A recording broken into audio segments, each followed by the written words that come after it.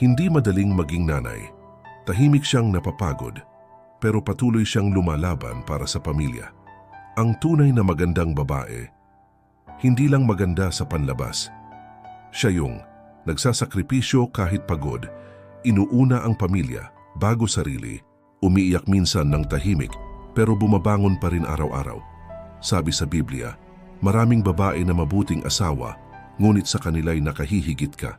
Ang mabuting ina, hindi perpekto, pero puno ng pagmamahal, tiyaga at pananampalataya. Sa likod ng bawat matatag na pamilya, madalas may nanay na tahimik na nagsasakripisyo. Kaya ngayong Mother's Day, yakapin mo siya, pasalamatan mo siya habang nandyan pa siya. Panginoon, salamat po sa buhay ng aming mga ina. Bigyan mo sila ng lakas, kapayapaan at mahabang buhay. Pagpalain mo ang bawat sakripisyong ginagawa nila araw-araw. Amen. Ano ang isang bagay na gusto mong ipagpasalamat sa nanay mo?